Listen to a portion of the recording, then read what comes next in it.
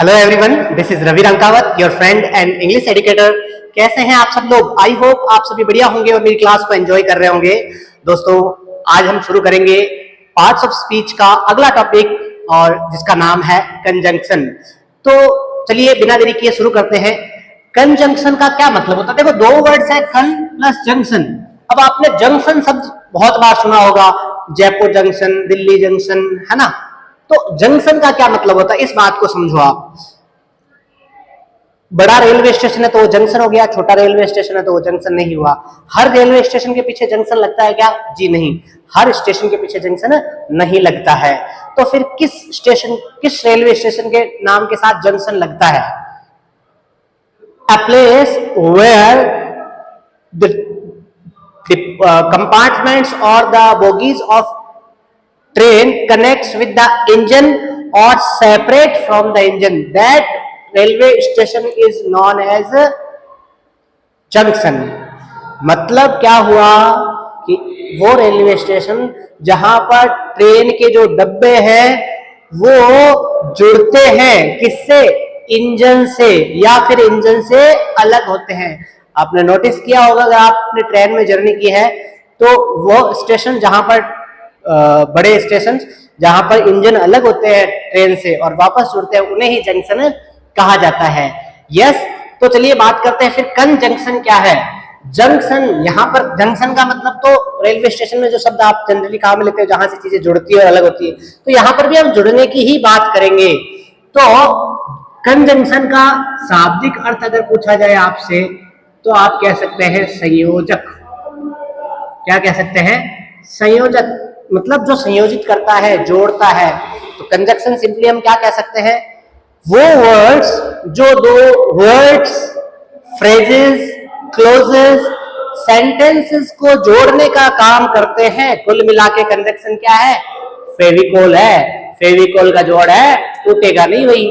तो सिंपली समझो, a conjunction is a word that joins, जो जोड़ता है वर्ड्स को, फ्रेजेस को, क्लोजेस को, सेंटेंसेस को, शब्दों को, फ्रेजेस को, क्लोजेस को और सेंटेंसेस को जोड़ने वाला वर्ड ही कंजंक्शन कहलाता है। बहुत सारे कंजंक्शंस होते हैं।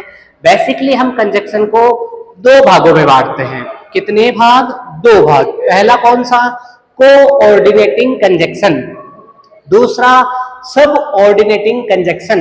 यस, चलिए देखो, there are two types of conjunctions. पहला कोऑर्डिनेटिंग कंजंक्शन, इसके एग्जाम्पल लिखे मैंने कुछ, देखो, and, or, nor, so, but, yet, both, and, not only but also, either, or, neither, nor, ये सारे के सारे कौन से कंजंक्शन होते हैं? Coordinating conjunction. मतलब कोऑर्डिनेट करते हैं, एक दूसरे का सहयोग करते हैं, इसलिए इन्हें कोऑर्डिनेटिंग कंजंक्शन कहा जाता है। अगला होता है सब ऑर्डिनेटिंग कंजंक्शन। मतलब जो सब का मतलब यहां पर क्या है? आश्रित होना। वो कंजंक्शन जिसमें एक सेंटेंस दूसरे सेंटेंस पर डिपेंड रहता है, वो सब ऑर्डिनेटिंग कंजंक्शन कहलाते हैं। सिंपली समझना। इसके कुछ एग्जांपल्स लिखे मैंने, जैसे that, so that, if, unless, until, in case, till, before, after, because, when, while, है ना, where, who, whom, whose, ये सारे के सारे कौन से कंजंक्शन होते हैं? सब ऑर्डिनेटिंग कंजंक्शन होते हैं। बात समझ में आई क्या मेरे यारों, दोस्तों, मित्रों? तो चलो आगे बात करते हैं साथियों कोऑर्डिनेटिंग कंजंक्शन की। ये कुछ एग्जाम्पल है, बहुत सारे कंजंक्शन है, बहुत लड़ाई सार का है ना, और सब ने डिटेल पढ़ा एकदम बढ़िया तरीके से, शांति, ठीक है, शांति के साथ। अब शांति देखो, एक मारवाड़ी में कहीं है ना, एक कोई जवाई है ना, आपके सासरे गए हो जना है, साली जी आया क्या, जीजो जी रोटी जीम लो, क्या आराम से खाएंगे शांति के साथ? ठीक है भाई। थोड़ी देर बाद सासू माँ आई, घंटे 2 घंटे बाद, अरे पावना जवाई को कहते हैं, है ना, तो पावना रोटी जिम लो, ठंडी हो जाए, तो अरे आराम से खाएंगे शांति के साथ। ठीक है भाई। थोड़ी देर में ससुरे जी थोड़े से अकड़ू थे, क्या जी पावना रोटी जिम लो, अरे आराम से खाएंगे ससुर जी शांति के साथ। तो तारा बाप ने शांति तो गई गोना चराबा, बकरियां, गोना मतलब बकरियां चराबा, शाम का आई, ज्यादा भूखो मर जाए। तो शांति के साथ मतलब शांति कौन थी? उसकी दूसरी बेटी का नाम था, है ना। वो कह रहा था शांति के साथ खाएंगे, तो शांति का मतलब यहाँ पर आराम आराम से, है ना भाई। चलिए आगे बात करते हैं। कोऑर्डिनेटिंग कंजक्शन क्या होता है? वो कंजक्शन जो इक्वल रैंक को, समान चीजों को जोड़ता है। इक्वल रैंक का मतलब समान यूनिट, इक्वल रैंक और सेम यूनिट को जोड़ता है, उसे कोऑर्डिनेटिंग कंजक्शन कहा जाता है। सिंपली बात समझ में आई क्या? पक्की बात। तो चलिए आगे बात करते हैं। अब देखो, कोऑर्डिनेटिंग कंजक्शन को भी हम 4 भागों में बांटते हैं। कितने? 4। कौन कौन सा? पहला बात करते हैं कोमुलेटिव या कोपुलेटिव कंजक्शन। पहले इसी की बात करते हैं, ठीक है। इसके अगले 3 भाग की बात आगे करेंगे। अब सिंपली समझो कि कौन कौन से कंजक्शन होते हैं। And, also, too, now, not less than, as well, not only, but also, both, and. ये कुछ एग्जाम्पल्स हैं कोमुलेटिव कंजक्शन के। अब ये होता क्या है, समझ लो इतना सा, 2 फैक्ट्स या स्टेटमेंट्स को सीधे सीधे जोड़ता है। मतलब कोई गाड़बेड़ा नहीं, डायरेक्ट 2 चीजें आई अपने पास और दोनों चीजों को सीधे से कंजक्शन से जोड़ दिया, तो वो कौन सा होता है? कोमुलेटिव कंजक्शन कहलाते हैं। चलिए एग्जाम्पल से बात करते हैं इनके बारे में। जैसे Ram is good boy,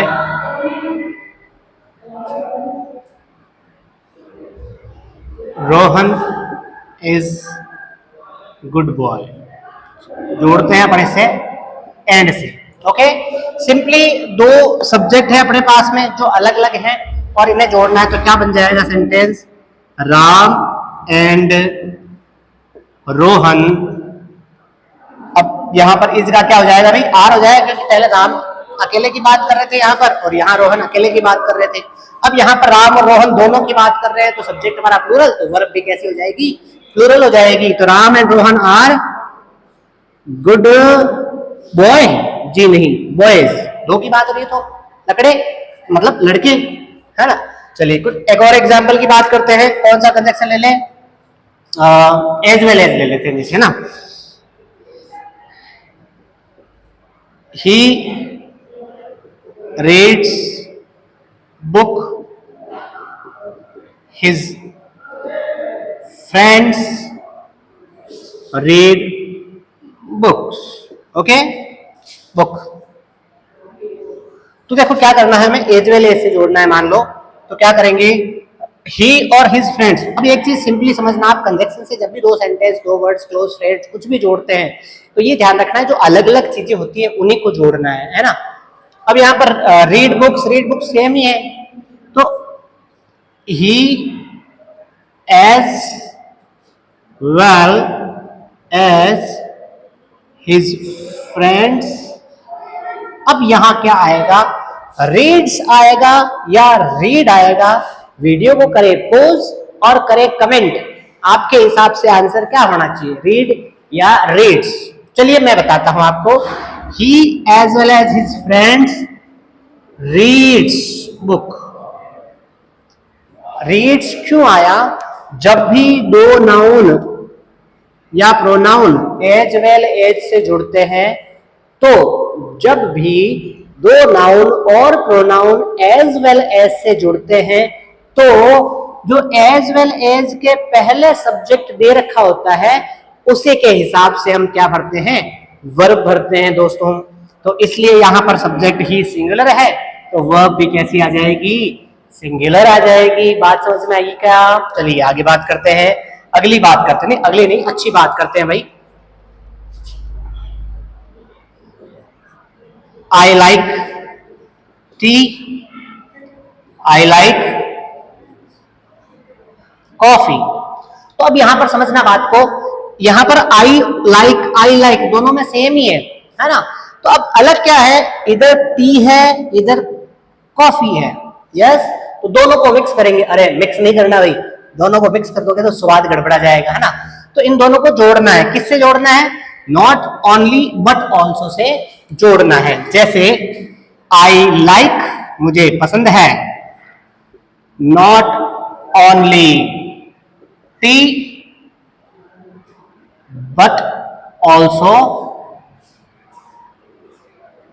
coffee, कि मुझे केवल चाय ही नहीं कॉफी भी पसंद है। तो इस तरीके से दो सिमिलर चीजें जुड़ रही है, सिंपली दो स्टेटमेंट दे रखे होते हैं और दोनों को सिंपली हम जिन कंजक्शन से जोड़ते हैं उन्हें ही कॉम्युलेटिव या कोऑपरेटिव कंजक्शंस कहा जाता है। तो चलिए दोस्तों आगे बात करते हैं। सेकेंड पार्ट होता है कोऑर्डिनेटिंग कंजक्शन का अल्टरनेटिव, इसे टेस्ट सेंसिटिव भी कहा जाता है। अब अल्टरनेट से आपको पता चल जाता है कि अल्टरनेटिव क्या होगा। वह कंजक्शन जो दो सेंटेंसेस में अल्टरनेट या चॉइस ऑफर करता है, या तो ये या ये, दोनों में से कोई एक या दोनों में से कोई एक भी नहीं, तो उसे क्या कहा जाता है? अल्टरनेटिव कंजक्शन कहा जाता है। एग्जांपल्स देख सकते हैं, ईदर और, नीदर और, नॉर, अदरवाइज और एल्स। यस, ये अलग अलग है दोनों। जैसे I like chocolate, he likes chocolate. दोनों सेंटेंसेस को जोड़ेंगे कैसे? किससे? ईदर और से। अब यहां पर क्या है? आई और ही दोनों अलग अलग है, तो क्या करेंगे? ईदर आई और ही। अब यहां पर क्या होगा? लाइक या लाइक्स, कौन सा सही होगा? तो जनरली याद रखें, सिंपली सी बात है कि और के बाद जो सब्जेक्ट आता है ना, उसके हिसाब से वर्ब लगा दो। और के बाद में जो सब्जेक्ट आता है उसके हिसाब से वर्ब लगा दो। तो ही सिंगुलर है तो फिर वर्ब क्या हो जाएगी? लाइक्स चॉकलेट, नहीं चॉकलेट। यस, इधर आई और ही लाइक्स चॉकलेट। ठीक है, एक और एग्जांपल कर देते हैं। He is thief, his friend is thief। Okay, दोनों को जोड़ते हैं नीदर नॉर से। तो अब यहां पर देखो, he और his friends अलग अलग, इन दोनों को जोड़ेंगे तो neither he nor his friend is thief। अब यहां पर ये क्या बता रहा है कि ना तो वह ना ही उसका दोस्त चोर है। यहां पर क्या बता रहा है? ना तो मैं ना वह चॉकलेट पसंद करता है, तो दोनों में से कोई भी एक, या तो वो या फिर मैं, ना तो वो ना ही उसका दोस्त, तो दोनों में से एक को बताता है, इसलिए इसे अल्टरनेटिव कहा जाता है। ठीक है भाई। तीसरा पार्ट होता है अपना एडवर्सेटिव। वह कंजक्शन दो सेंटेंसेस के को अपोजिशन में बताता है या कंट्रास्ट को बताता है। कंट्रास्ट या अपोजिशन का मतलब सिंपली आप समझो विरोध से, है ना, जो एक दूसरे सेंटेंसेस को का विरोध करता है, अपोजिट। यस, तो उसे हम क्या कह सकते हैं? एडवर्सेटिव कंजक्शन कह सकते हैं। बात समझ में आई क्या? नहीं आई क्या? एग्जांपल देखो, कुछ कौन से कंजक्शन है, कौन कौन से? But, still, yet, nevertheless, however, while, whereas, only, etc। तो he is intelligent, he failed। वह इंटेलिजेंट है, वह फेल हो गया। अब इनको जोड़ेंगे, मान लो बट से जोड़ा, he is intelligent, बट किसी के येट से जोड़ सकते हैं, yet he failed। इन दोनों को कैसे जोड़ेंगे? She is poor but honest। Yes, वह गरीब है लेकिन ईमानदार है। तो ये हो गया अपना एडवर्सेटिव। क्या मतलब हुआ? विरोधाभास बता रहे हैं, है ना। इंटेलिजेंट है फिर भी फेल हो गए, गरीब है फिर भी ईमानदार है। यस, तो ये अपोजिट चीजों को बताता है, कंट्रास्ट को बताता है, विरोध को बताता है। अगला होता है रिलेटिव। वह कंजक्शन जो निष्कर्ष या फल को बताता है, परिणाम को बताता है, जैसे therefore, so, for, then, hence, consequently, जैसे he worked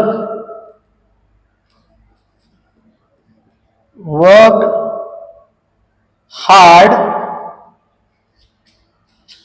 therefore he passed। Simply समझ सकते हैं, he worked hard, therefore he passed। तो ये सारे के सारे कंजक्शंस कौन से होते हैं भाई? रिलेटिव होते हैं, क्योंकि ये रिजल्ट, परिणाम, निष्कर्ष या फल को बताते हैं। तो दोस्तों ये बात हुई अपने कोऑर्डिनेटिंग कंजक्शन के चारों पार्ट्स की। अगले वीडियो में हम इन्हीं कंजक्शंस को डिटेल से पढ़ेंगे और इसके बाद सबऑर्डिनेट कंजक्शंस को पढ़ेंगे। तो अगर मेरा वीडियो पसंद आया है तो लाइक कीजिए, शेयर कीजिए और सब्सक्राइब कीजिए। और अगर कोई बात समझ में ना आए मित्रों तो कमेंट करके मुझसे पूछिए, मैं निश्चित रूप से आपके सभी कमेंट्स का जवाब दूंगा। Thank you so much, have a nice day everyone.